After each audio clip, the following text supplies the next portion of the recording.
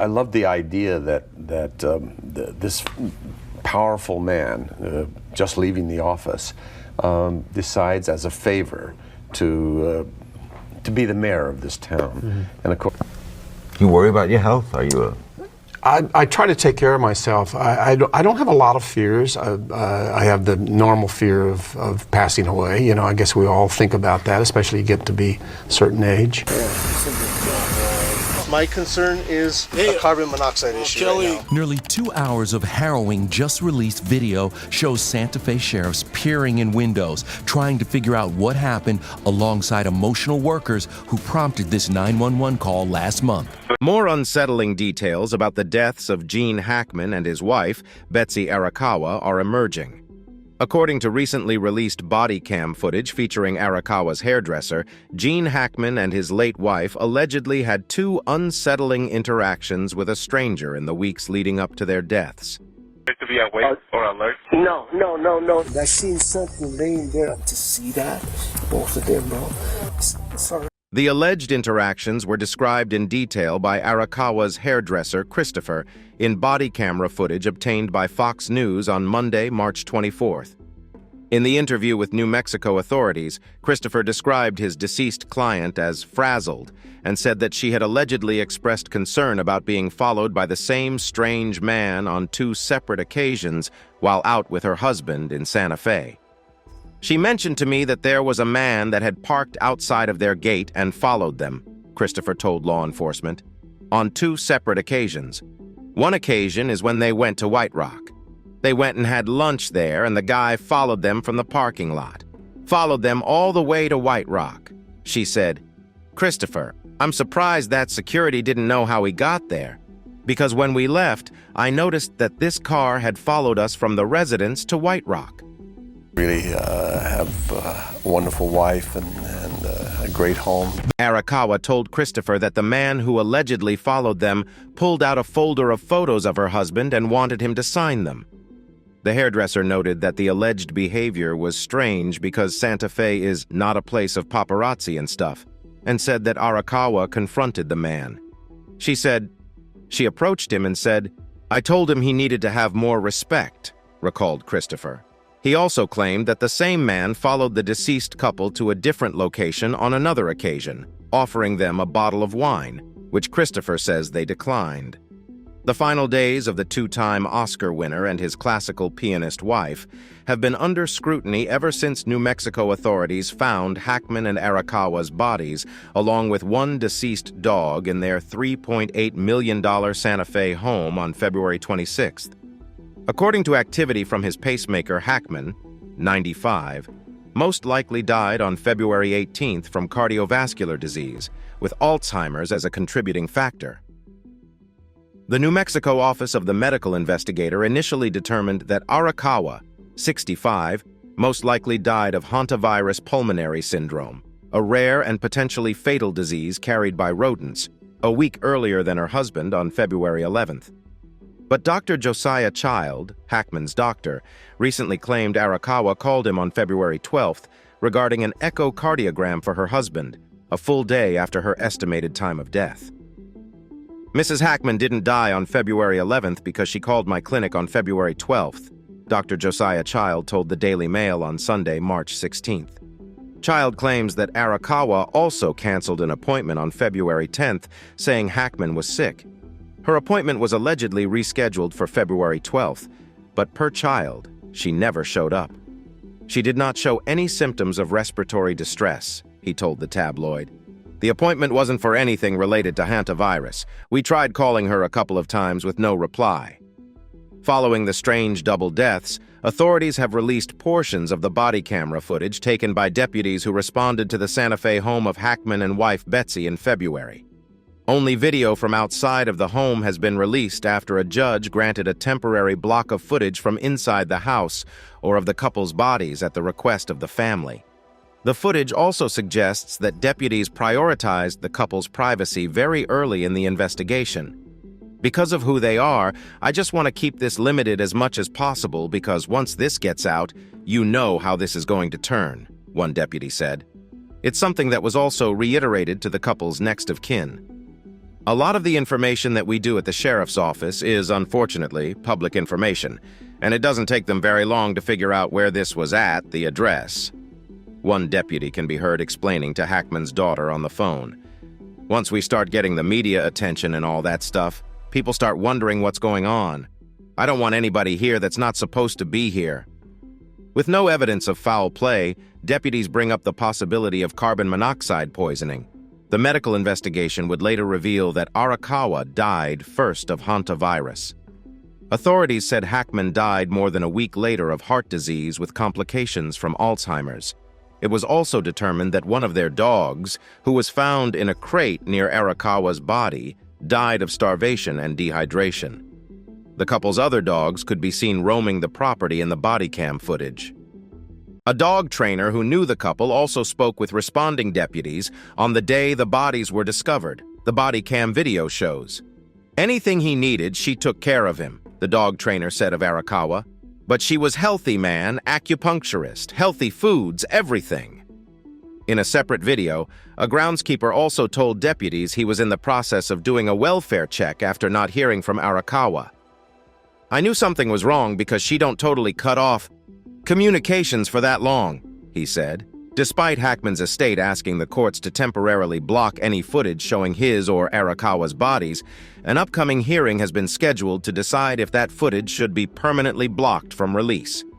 The order prevents the state's Office of the Medical Investigator and the Santa Fe County Sheriff's Office from releasing any photographic or video evidence that shows the bodies of Hackman and Arakawa, the inside of their home, and any camera footage that shows their bodies or the body of any deceased animals at the Hackman residence.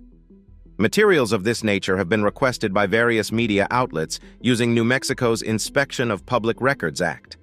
The next hearing about the estate's request will happen on March 31st.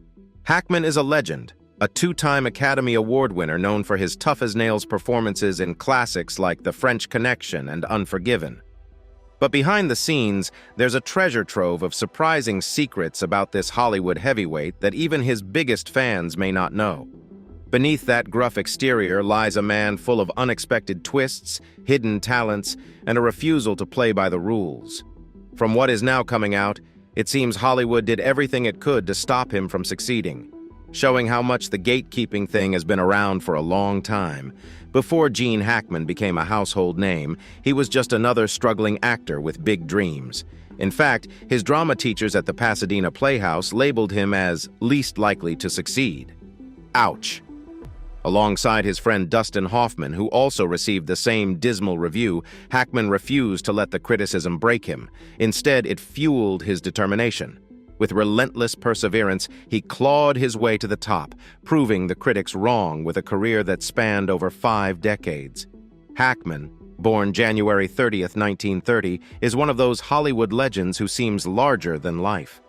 Though he retired from acting in 2004, the Academy winner kept busy as a novelist, writing several books. In a rare 2009 interview, he revealed that a stress test was the deciding factor in his retirement, as doctors warned him that his heart wasn't in the kind of shape needed to handle the pressure of a film career. Despite briefly considering returning to acting in 2011, he remained fully retired, only lending his voice to a couple of documentaries. While most people know him for his iconic roles in The French Connection and Unforgiven, there are some things you may not have known about the legendary Hackman, including his humble beginnings and his take on Hollywood. As mentioned earlier, while attending the Pasadena Playhouse, he and his classmate Dustin Hoffman were actually voted least likely to succeed. After flunking out of the program, Hackman moved to New York City to pursue his dream. He worked odd jobs, including a stint as a doorman at Howard Johnson's in Times Square. One day, an acting teacher from Pasadena Playhouse walked by, recognized him, and smugly told him he had been right. Hackman would never amount to anything. Little did that teacher know, Hackman was about to prove him very, very wrong. You may not think of Danville, Illinois as the birthplace of some of the most famous stars in Hollywood, but Danville High School was home to stars such as Hackman and Dick Van Dyke. Van Dyke's core group of friends were Bob Walker, Jerry C. Wright, Harold Brown, and Bob Hackman. Occasionally, the group would let Bob's little cousin Gene hang out with them, who of course turned out to be the talented Gene Hackman. Before they became household names, Hackman and Hoffman were just two struggling actors trying to make it in New York. Both had dropped out of Pasadena Playhouse and were hustling to land roles while working side jobs to pay rent. Hackman worked as a soda jerk and a furniture mover, and even spent nights polishing leather furniture at the Chrysler Building, a job he later called the worst one he ever had. Despite their deep history, it wasn't until 2003's Runaway Jury that the former roommates finally shared the screen together for the first time. Like many actors of his generation, Hackman was deeply influenced by Marlon Brando. As a young man, he attended a screening of A Streetcar Named Desire in 1951 and was completely captivated by Brando's performance. What struck him the most was how real Brando seemed. Hackman left the theater that day and told his father he wanted to be an actor. That moment set him on a path that would eventually lead to a decades-long career in Hollywood. Over the years, the legendary actor has played some truly unforgettable characters, and his performances earned him 2 Academy Awards and widespread acclaim. But if you ask Hackman which role meant the most to him, he'll tell you it was in Scarecrow of 1973, a film in which he starred alongside Al Pacino. The movie wasn't a box office hit, but Hackman has said it's his personal favorite performance. The acting career also saw him drop and pick different behaviors. Hackman was once a smoker, but he gave up the habit long before taking on the role of a chain-smoking con artist in Heartbreakers back in 2001. Since he no longer smoked in real life, the production team provided him with special cigarettes that produced heavy smoke without requiring him to inhale. Smoking also had a tragic connection to Hackman's past, as his mother, Lydia, died in 1962 from injuries caused by a fire that started due to her own smoking. Even though he could no longer tolerate real cigarettes, Hackman's commitment to authenticity in his roles remained strong. But the start wasn't always smooth. At just 16 years old, Hackman was already itching for adventure. Desperate to escape a troubled home life, he lied about his age to enlist in the U.S. Marine Corps. This rebellious streak led him to serve as a radio operator in China during the post-World War II years. That military discipline, combined with a taste for risk, would later shape the intensity he brought to his on-screen roles. Picture this: 2 future superstars crammed into a tiny New York City apartment, hustling for their big break. That was the reality for Gene Hackman and Dustin Hoffman, who shared a place while struggling to find acting gigs. Their friendship was more than just sharing rent. They leaned on each other during tough times and supported each other's rise to fame. After running from home and enlisting in the Marines, Hackman began studying journalism and television production at the University of Illinois, but left to pursue acting at the Pasadena Playhouse in California. He found work in a number of summer stock and off-Broadway plays in New York, as well as a bit part as a policeman in the film Mad Dog Call of 1961. He landed his first Broadway role in 1964 as a young suitor in Muriel Resnick's Any Wednesday. His performance attracted the attention of Hollywood agents, and Hackman was subsequently cast in the film Lilith of 1964, which starred Warren Beatty. By the late 1960s, Hackman was finding steady work in films, again appearing with Beatty in Arthur Penn's 1967 hit Bonnie and Clyde. For that film, he was nominated for an Oscar as Best Supporting Actor, a feat he repeated with I Never Sang for My Father of 1970. In 1971, he was cast as maverick detective Popeye Doyle in William Friedkin's action drama The French Connection. The film was a tremendous success with both audiences and critics, and it garnered Hackman the Academy Award for Best Actor. He maintained a firm status as a popular leading actor throughout the 1970s in dramas such as The Poseidon Adventure of 1972, The Conversation of 1974, and Night Moves of 1975. Lighter films, such as Mel Brooks's satire Young Frankenstein of 1974, in which Hackman shines in a small role as a blind man, and Superman of 1978, in which he portrays comic book villain Lex Luthor, exemplified his versatility and his underutilized flair for comedy. Hackman's successful films of the 1980s include Reds in 1981, Hoosiers in 1986, and No Way Out in 1987. And he was once again nominated for a Best Actor Oscar for his performance in Mississippi Burning in 1988. He won the Academy Award for Best Supporting Actor for his portrayal of Little Bill Daggett in Clint Eastwood's revisionist western Unforgiven in 1992. His later films include Get Shorty in 1995, Enemy of the State in 1998, The Royal Tenenbaums in 2001, Runaway Jury in 2003, and Welcome to Mooseport in 2004. Throughout his life, despite being successful, the two-time Academy winner was largely private. Little is known about the woman with whom he shared his life and strangely died with. The two reportedly began dating in the mid-'80s, and by 1990 they were sharing a home in Santa Fe, New Mexico. That same year, he underwent angioplasty due to congestive heart failure, something that convinced him in part to retire from making films.